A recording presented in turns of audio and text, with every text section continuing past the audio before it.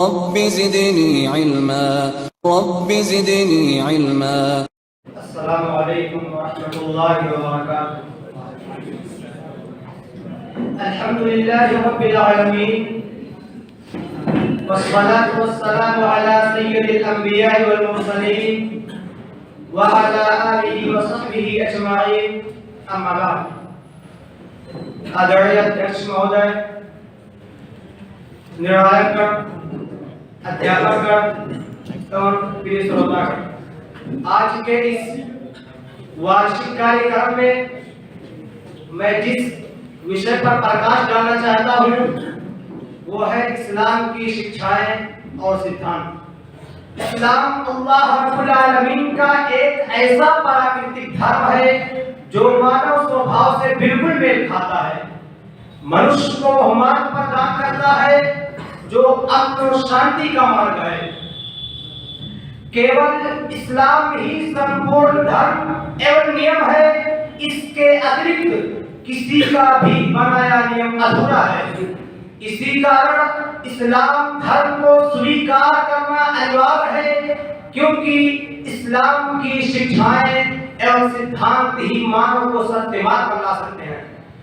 जैसे कि अल्लाह रब्बुल आलमीन का पवित्र किताब कुरान में कथन है, वमन यब्तगि गैरल इस्लाम दीनन फलन युक़बल मिन्हु व हुवा फिल आखिरति मिनल खासिरीन।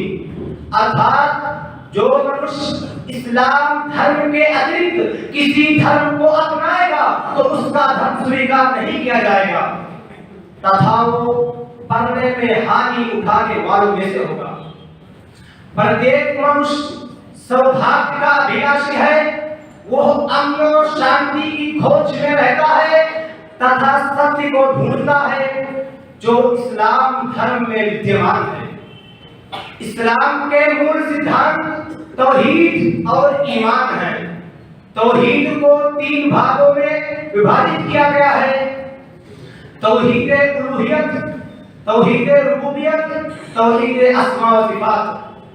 तौहीद कहते हैं किसे?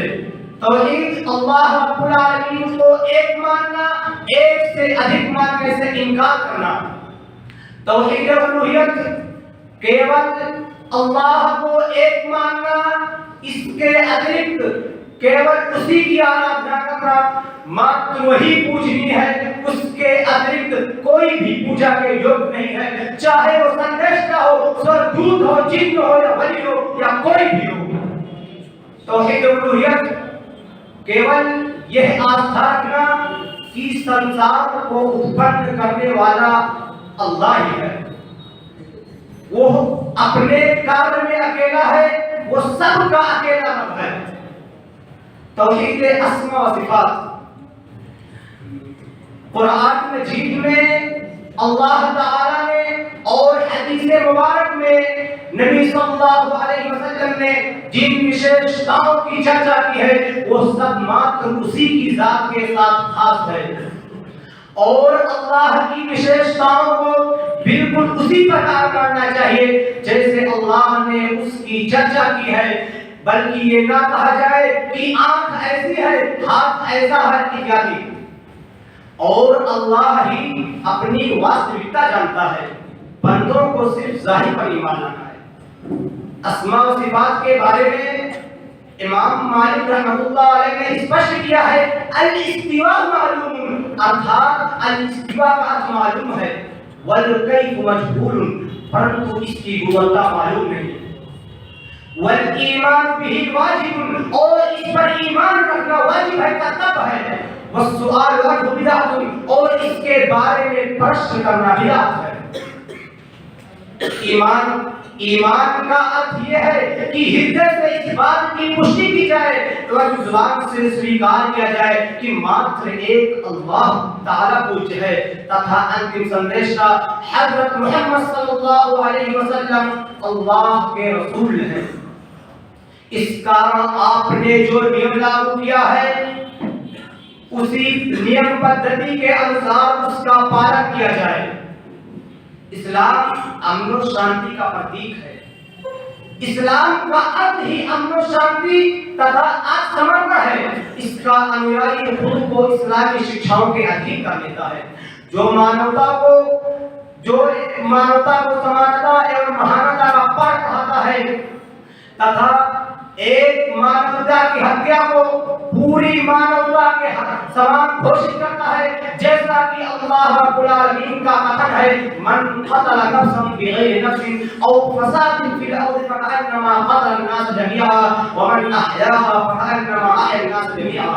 अर्थात कोई हत्या खून के बदले या धरती में हिंसा फैलाने वाले के अतिरिक्त किसी और कारण से की गई हो तो मानव की पूरी मानवता की हत्या की गई तथा जिसने किसी की जान बचाई मानव की उसने पूरी मानवता की जान बचाई।